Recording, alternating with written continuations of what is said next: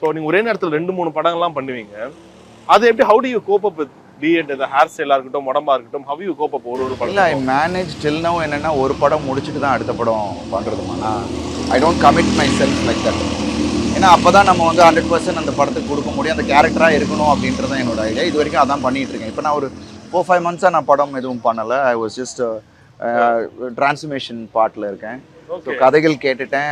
Next நம்ம ஜான்லேருந்து தான் start பண்ண போகிறேன். So I am preparing myself for that other ஸ்கிரிப்டுக்கு ரெடி ஆகிட்டு இருக்கேன். ஸோ அப்போது வந்து அதுக்கு என்ன லுக் பண்ண, சும்மா முடியை வளர்த்துக்கிட்டு இருக்கேன். ஸோ என்ன லுக்கு செட் பண்ணலான்னு அப்புறமா தான் டிசைட் பண்ணேன். ஸோ அந்த மாதிரி ஒவ்வொரு படத்துக்கும் நம்ம வந்து டைம் எடுத்துக்கிட்டு அந்த படம் முடிக்கிறது தான். ஸோ ஐ டோன்ட் ஸ்விட்ச் லைக் தட். பட் இந்த படத்தில் 2 கேரக்டர் இருந்ததுனால ஒரு கேரக்டர் பார்த்தீங்கன்னா அந்த பிரேட்ஸ் வச்சு ஒரு கேரக்டர் இருக்கும். அது ரொம்ப கஷ்டமாக இருந்தது. நான் ஆக்சுவலாக பார்த்தீங்கன்னா பாக்ஸர் படம் ஒரு படத்துக்கு நான் ரொம்ப ஸ்ட்ரெயின் பண்ணி நான் பட் அது ஸ்டார்ட் பண்ணலை.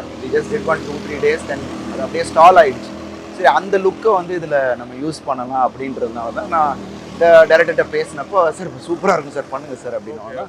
பட் நான் தெரியாமல் சொல்லிட்டேன்னு நினைக்கிறேன். அது ஒரு 2-2.25 மணி நேரம் ஆகுது ஒரு பிரேட் பண்ணி ஷாட்டுக்கு போகிறதுக்கு. ரொம்ப பெயின்ஃபுல், பயங்கர இட்ஸ் வெரி பெயின்ஃபுல். சும்மா ஜடை போடுறது இல்லைடா, அது ஒரு சின்னதாக எடுத்து முடியை எடுத்து இழுத்து இழுத்து இழுத்து இழுத்து பண்ணுவாங்க. அண்ட் நமக்கு ஒன்றும் பெரிய இவங்கள மாதிரி லாங் ஹேர் கிடையாது, அதில் இவ்வளோதான் இருந்துச்சு. அதுலயே அவங்க பண்ணி அந்த இதை கெட்டப் கொண்டு வரதுக்கு இட் வாஸ் டஃப். ஆனா கேர்ள்ஸ்லாம் யூஸ்வலா சொல்லுவாங்கல்ல, மேக்கப்புக்கு அவங்க இந்த த்ரெட்டிங்லாம் பண்ணும்போது வலிக்கும், அதே ஏத்துப்பாங்க. ஆனா ஒரு பெண்மணியே சொல்லும் போது வலிக்கும் போது அது நிஜமா வலி. ஏன்னா அவங்க பண்ணி பார்த்துருக்காங்கன்னு இல்லை, அவங்க யூஸ்வலாக ஏதாவது ஒரு இதில் பண்ணியிருப்பாங்க கன்ஃபார்மா. It's very painful.